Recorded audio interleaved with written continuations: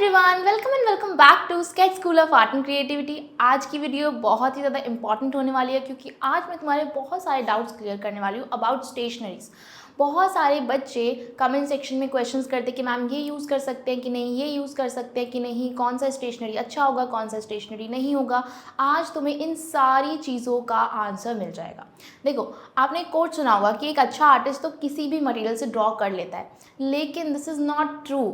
आप लोग as a beginner आपको नहीं समझ में आएगा कि कौन सी स्टेशनरीज अच्छी है, तो आपके स्केच पे उसका इफेक्ट दिखता है। हाँ, अगर तुम बहुत एक्सपीरियंस्ड आर्टिस्ट हो और तुम्हें पता है कि हर मटेरियल को किस तरीके से हैंडल करना है, तो ऑब्वियसली तुम हर मटेरियल से एक बहुत ही अच्छा स्केच बना सकते हो। लेकिन इस लेवल पे अगर एक बच्चा बहुत अच्छी स्टेशनरी यूज़ कर रहा है, अच्छी इन द सेंस कि उसकी क्वालिटी अच्छी है, एंड दूसरा बच्चा उसको नहीं पता है कि इसको कैसे हैंडल करना है और उसकी स्टेशनरीज अच्छी नहीं है, तो दोनों का स्केच पे उसका इफेक्ट पड़ता है, दिखता है स्केच के अंदर जो आप स्टेशनरीज यूज़ करते हो उसका इफेक्ट। इसीलिए stationeries is very important in your sketch.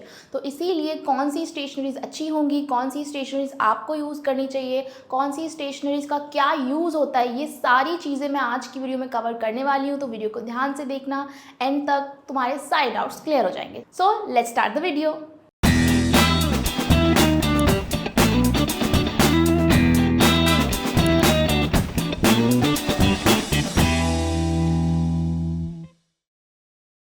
Okay guys, सबसे पहले सबसे बेसिक चीज़ से शुरू करते हैं, पेंसिल। तो जब भी आप स्केच बनाओगे तो पेंसिल्स तो यूज़ करोगी। मैं तुम्हें रिकमेंड करूँगी कि तुम मैकेनिकल पेंसिल्स का यूज़ करो।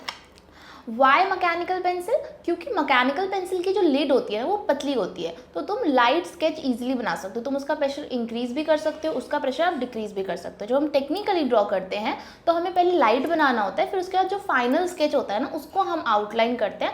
तो ज़रूरी है कि आपकी जो लिड है वो पतली रहे, और तुम बार बार पेंसिल को शार्प कर रहे हो, तो इसीलिए आप मैकेनिकल पेंसिल का यूज़ करोगे तो बेटर रहेगा। और मैकेनिकल पेंसिल ऐसा नहीं है कि कोई पर्टिकुलर ब्रांड का होना चाहिए, आप किसी भी ब्रांड का यूज़ कर सकते हो। अपनी पास की स्टेशनरी से कोई भी मैकेनिकल पेंसिल ले लो, बस उसकी लिड जो है वो ट्राई करना कि जो सबसे पतली लिड हो आप उसे ही लो। मैकेनिकल पेंसिल के साथ साथ तुम्हारे पास शेडिंग पेंसिल्स भी होनी चाहिए। सो शेडिंग पेंसिल्स की अगर हम बात करते हैं, so here we have Artline का शेडिंग पेंसिल और स्टेडलर का शेडिंग पेंसिल। देखो, आर्टलाइन का और स्टेडलर का जो शेडिंग पेंसिल है, दोनों में क्या डिफरेंस है ये भी मैं तुम्हें बता देती हूँ। देखो, दोनों ही शेडिंग पेंसिल्स ही हैं, दोनों ही आप लाइट और डार्क इफेक्ट देने के लिए ही यूज़ करते हो, है ना। कि तुम्हें थोड़ा सा हल्का दिखाना है तो आप HB यूज़ करो, देन 2B, देन 4B, ठीक है। दोनों ही शेडिंग पेंसिल्स है, लेकिन जो स्टेडलर का पेंसिल है ना वो थोड़ा सा डार्क इफेक्ट अच्छा देता है, थोड़ा सा बेटर क्वालिटी है स्टेडलर की। लेकिन ऐसा नहीं है कि आप आर्टलाइन यूज़ नहीं कर सकते हो, आर्टलाइन की भी बहुत ही अच्छी क्वालिटी है, लेकिन स्टेडलर जितनी डार्कनेस नहीं आती है आर्टलाइन में।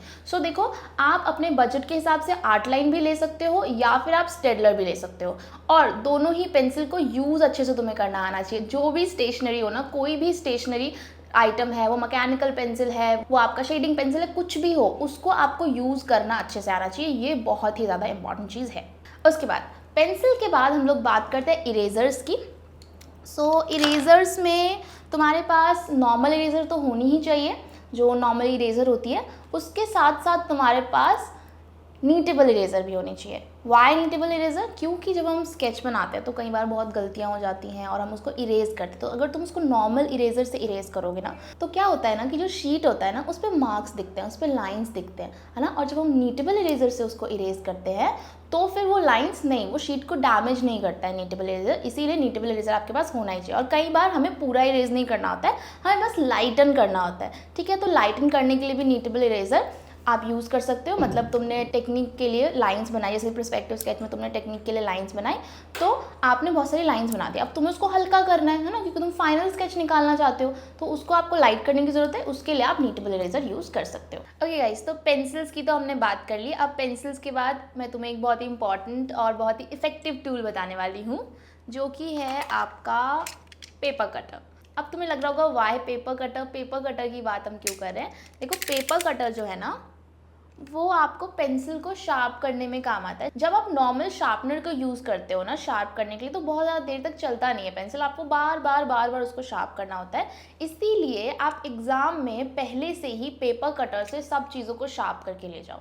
मतलब जितने तुम्हारे पेंसिल कलर्स हैं, जितने तुम्हारी पेंसिल्स हैं, सबके निब आप पेपर कटर से शार्प करके ले जाओ। ठीक है, ऑब्वियसली एग्जाम में अलाउड नहीं है पेपर कटर, बट आपको पहले से ही घर पे सब कुछ शार्प करके ले जाना है। ठीक है, तो उससे क्या होगा कि आपके जो पेंसिल्स है वो ब्लंट नहीं होंगे। और जब तुम प्रैक्टिस कर रहे हो ना, जब तुम प्रैक्टिस के लिए यूज़ कर रहे हो, तो जो स्टेशनरीज मैं बता रही हूँ उन्हें ही यूज़ करो। क्यों?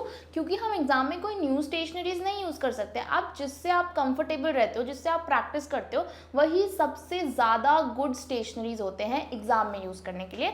इसीलिए अभी से ट्राई करो पेपर कटर से शार्प करने का और उसी पेंसिल को यूज़ करने का। नाउ अभी हमने शेडिंग पेंसिल्स की बात करी, उसे कैसे शार्प करना है इसकी बात करी, और नीटेबल इरेजर की बात करी। अब देखो, जब आप शेडिंग पेंसिल्स का यूज़ करते हो तो आपको ब्लेंडिंग करनी होती है। ठीक है, तो ब्लेंडिंग करने के लिए तुम्हारे पास एक चीज़ होनी चाहिए, that is blending stumps. Blending stumps, और ब्लेंडिंग स्टम्प्स सिर्फ एक नहीं, एटलीस्ट 2-3 थिकनेस का हो आपके पास। मतलब ट्राई करो कि कुछ पतले हो कुछ थिक हो। ये देख सकते हो ये बहुत पतला है, इससे थोड़ा सा थिक है, एंड ये सबसे ज़्यादा थिक है। एंड इसकी थिकनेस इंक्रीज डिक्रीज वाली क्यों रखनी है?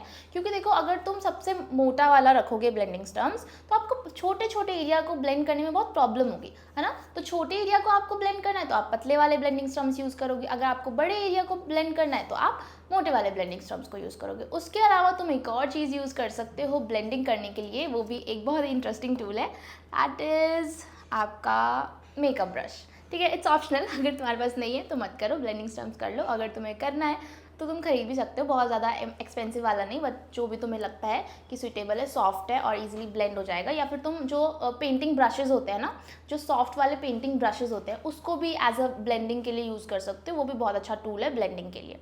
उसके अलावा ब्लेंडिंग के लिए तुम्हें थोड़ा सा ना ट्राई करना पड़ेगा कि कौन से आप अच्छे से कर सकते हो। जैसे कि जो ईयरबड्स होते हैं उससे भी बहुत अच्छी ब्लेंडिंग हो जाती है, जो आपका टिश्यू पेपर होता है उससे भी अच्छी ब्लेंडिंग हो जाती है। बट इन सब मटेरियल को आपको ट्राई करना पड़ता है और आपको चेकिंग करानी होती है कि मैं इससे अच्छा कर पा रहा हूँ कि नहीं कर पा रहा हूँ। ठीक है, तुम कर करके जो नीचे नंबर दिया गया है ना, मतलब जो भी आप चीज़ें ट्राई करो, आप जो नीचे नंबर दिया गया उस पर हमें सेंड कर सकते हो।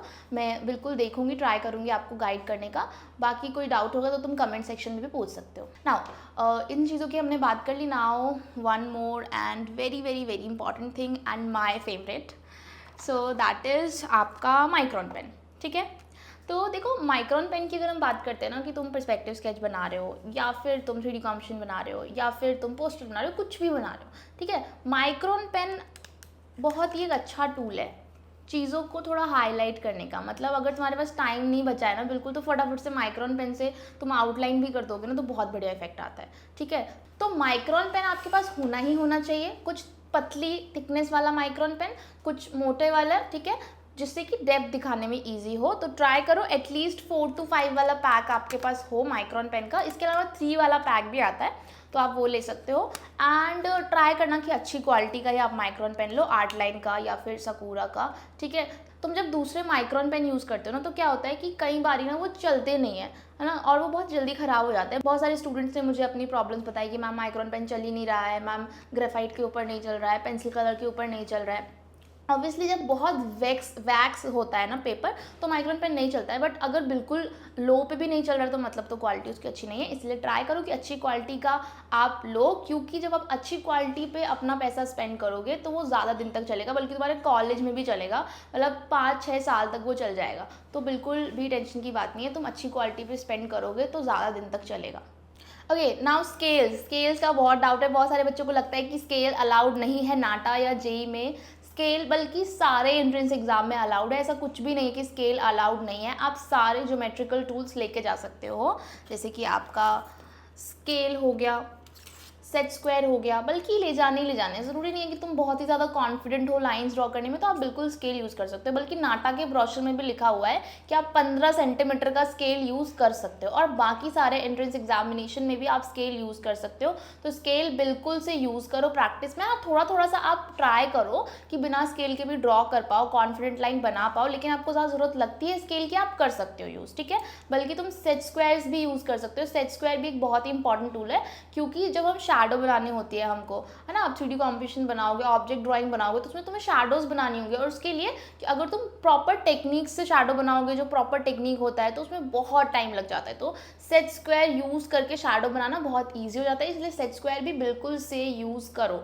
Now after scale and set square आप बेसिक सारी स्टेशनरी यूज़ कर सकते हो, दैट पेंसिल, इरेजर, शार्पनर, ये सब बेसिक है, इसको यूज़ करना ही करना है, ये तो आप स्केच करोगे, यूज़ करोगे।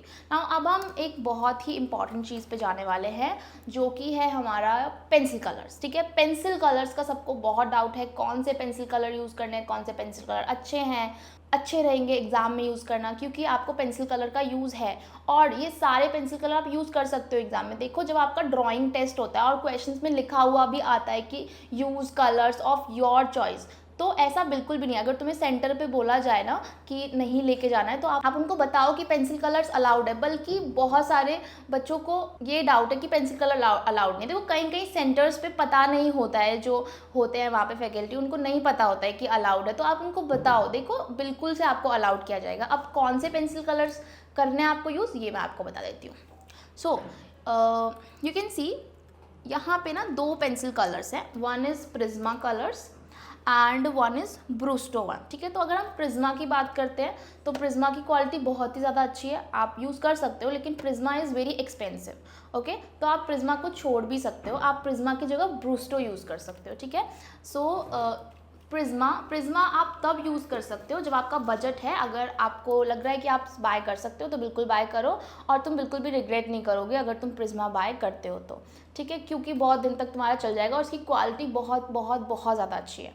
ओके, नाउ अगर आप प्रिज्मा पे स्पेंड नहीं करना चाहते, तो आप ब्रूस्टो बाय कर सकते हो। ब्रूस्टो is also very good pencil colour, इससे भी बहुत ही अच्छे ग्रेड्स आते हैं ना। ब्रूस्टो और प्रिज्मा अगर दोनों का हम कंपैरिजन करते हैं ना, तो देखो ऑब्वियसली प्रिज्मा का जो कलर क्वालिटी है वो बहुत ज़्यादा ही अच्छा है, लेकिन ब्रूस्टो इज़ ऑल्सो वेरी गुड। तो अगर तुम प्रिज्मा के सारे कलर्स नहीं भी खरीद रहे हो, तो ट्राई करो कि एक वाइट ले लो। ठीक है, क्योंकि जो वाइट पिगमेंट है वो प्रिज्मा का बहुत ज़्यादा अच्छा है, और अगर आप ब्लेंड करने के लिए आपको वाइट कलर यूज़ करना है, तो आप प्रिज्मा का यूज़ कर सकते हो। बाकी अगर ब्रूस्टो के जो 72 शेड्स हैं वो आप बाय कर लो। You can see these all shades, 72 shades.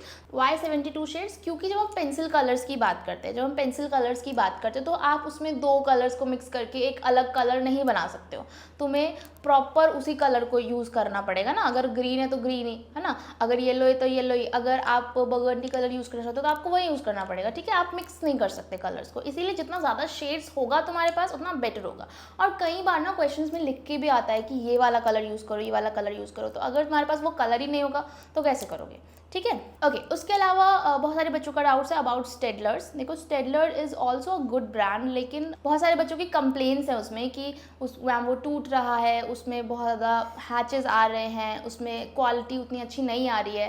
देखो, अब पहले की बात करें तो Staedtler and Brustro both are good, but जब नए आप बाय कर रहे हो ना स्टेडलर, उनकी क्वालिटी उतनी अच्छी नहीं आ रही है। I don't know why, but नहीं आ पा रही है, बहुत कंप्लेंट्स आ रही है। तो आप अपने स्टेशनरी के साथ रिस्क मत लो, आप स्टेडलर की जगह ब्रूस्टो ही बाय कर लो, तो वो ज़्यादा बेनिफिशियल रहेगा।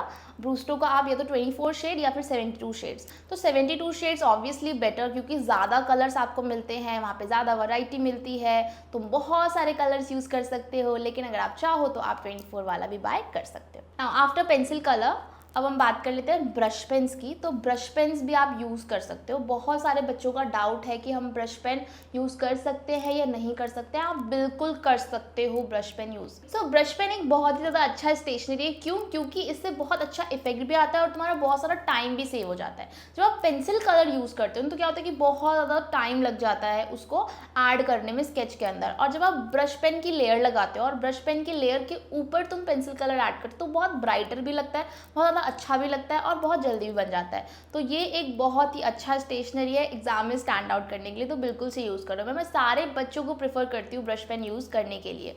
देखो, लेकिन अगर हम बात करते हैं ना, जो स्टेशनरीज आपको बताई गई हैं, हो सकता है कि सारे बच्चे उसको अच्छे से हैंडल ना कर पाए, इसीलिए हर बच्चे का एक स्टेशनरी एनालिसिस भी करना बहुत ज़रूरी है। और मैं क्लास में बिल्कुल से ट्राई करती हूँ कि हर बच्चे का करवाऊँ। जैसे कि अगर हम 3D कॉम्पिटिशन की बात करें तो 3D कॉम्पिटिशन में मैंने तुम्हें बहुत सारी स्टेशनरीज दिखाई कि आप मैकेनिकल पेंसिल से सिर्फ बना सकते हो, या फिर जो आपका शेडिंग पेंसिल है उसके साथ बना सकते हो, या फिर माइक्रॉन पेन से बना सकते हो, ठीक है। कई बच्चे ब्रश पेन्स भी यूज़ करते हैं उसके अंदर। तो लेकिन ना वो सब करके आपको देखना होता है, आपको दिखाना होता है टीचर को कि मैम ये कौन सा वाला बेटर है, और अगर बेटर नहीं है तो उसको हम किस तरीके से बेटर कर पा रहे हैं। क्योंकि ना हर किसी का ना एक बहुत ही अपना मीडियम होता है जिसमें कि वो बहुत अच्छा बना लेता है, ठीक है, और जो उसको पसंद भी होता है। जैसे मुझे माइक्रॉन पेन्स बहुत पसंद है, माइक्रॉन पेन्स की पर्सपेक्टिव स्केच या फिर 3D कॉम्पोजिशन बोल लो, या फिर कुछ भी, माइक्रॉन पेन बहुत अच्छा लगता है, ठीक है।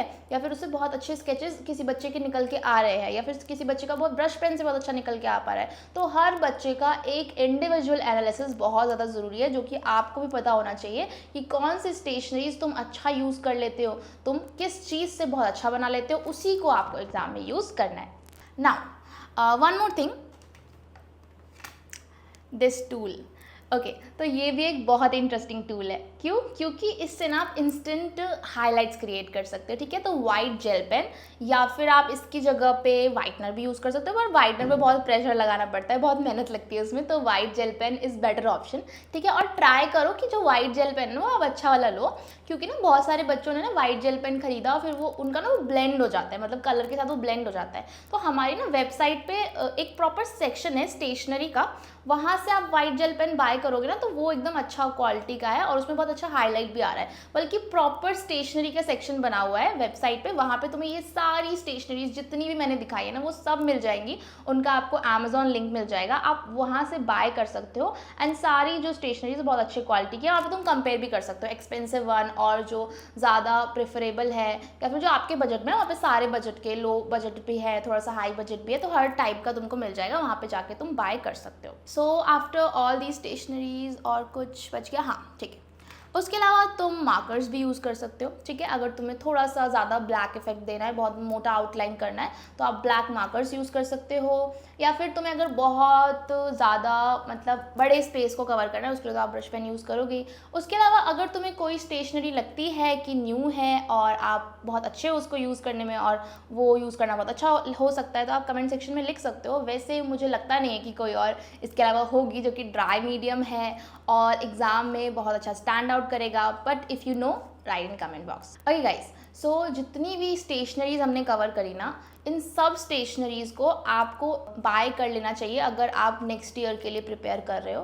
क्योंकि जितना जल्दी हम शुरू कर देते हैं ना स्टेशनरीज के साथ काम करना, उतना हम उनके साथ कंफर्टेबल हो जाते हैं। शुरू शुरू में अगर तुम सपोज कि तुम्हारा एग्जाम अब है, सपोज अभी नाटा चल रहा है, अगर आप एग्जाम से 1 वीक पहले स्टेशनरीज यूज़ करना शुरू करते तो आपको बहुत प्रॉब्लम आएगी एग्जाम में। इसलिए जितना जल्दी शुरू कर दो स्टेशनरीज के साथ काम करना, उतना ज़्यादा बेटर रहेगा। आप उतना कंफर्टेबल हो जाओगे और उतना ही ईजिली, उतना फास्टली आप वर्क कर पाओगे, ठीक है। तो इसलिए ट्राई करो प्रॉपर स्ट्रैटेजी बनाने की। तुम बहुत सारी वीडियोस भी देख सकते हो हमारे चैनल पे, ठीक है। टेक्निक्स को देखो, उसको समझो, उसको अप्लाई करो। डाउट आ रहा है पूछो, जो नीचे नंबर दिया गया है वहाँ पे पूछ लो, कमेंट सेक्शन में पूछ लो, या फिर तुम डेमो क्लास में भी आ सकते हो। तुम्हें समझ में आएगा कि किस तरीके से पढ़ाया जाता है, किस तरीके से डाउट सॉल्व होता है। देखो, और देखो मेरा ना एक मानना है कि प्रिपरेशन ऐसी होनी चाहिए जिसमें बच्चे को समझ ही ना आए कि कितने इजीली 1 साल निकल गया और उसने प्रिपेयर कर लिया, ठीक है। क्योंकि ड्राइंग प्रिपरेशन ना कभी भी स्ट्रेस नहीं होना चाहिए, बहुत इन्जॉयबल जर्नी होनी चाहिए वो, उसमें बहुत सारी एक्टिविटीज़ होनी चाहिए, उसमें मज़ा आना चाहिए, ठीक है।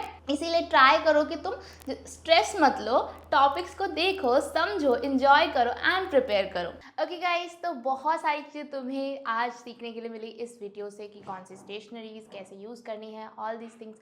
देखो, एग्जाम में ऐसा नहीं होता कि आपको कुछ अलाउड नहीं होता है, सब चीज़ें अलाउड होती है, बस तुम सही से लेके जाओ। चाहे तो सब चीज़ों को रबर बैंड में टाई करके ले जाओ, रबर बैंड अपने साथ ले जाओ। तुम्हें अगर बॉक्स अलाउड नहीं कर रहे तो आप सब चीज़ों को रबर बैंड में टाई करके ले जाओ। आप बोलो कि बॉक्स में यही रख देते, हम सिर्फ स्टेशनरीज लेके जाएंगे, बट स्टेशनरीज आपको पक्का से अलाउड करी जाएंगी। वो जैसे कि ट्रांसपेरेंट किट्स में लेके जाओ, उसको रबर बैंड में टाई करके लेके जाओ पूरा। और ट्राई करो कि जो चीज़ें आप यूज़ करने वाले हो सिर्फ वो वही ले जाओ, कुछ एक्स्ट्रा मत ले जाओ। मतलब तुम्हें पता है कि ये मीडियम मुझे सूट नहीं करता है और मैं इसको यूज़ ही नहीं करने वाला हूँ, तो उसको तुम मत ले जाओ, ठीक है। जो चीज़ें आप कंफर्टेबल हो यूज़ करने में, जो चीज़ें आप यूज़ करने वाले हो एग्जाम में, आप सिर्फ वही लेके जाओ और उसको पूरे प्रिकॉशंस के साथ लेके जाओ।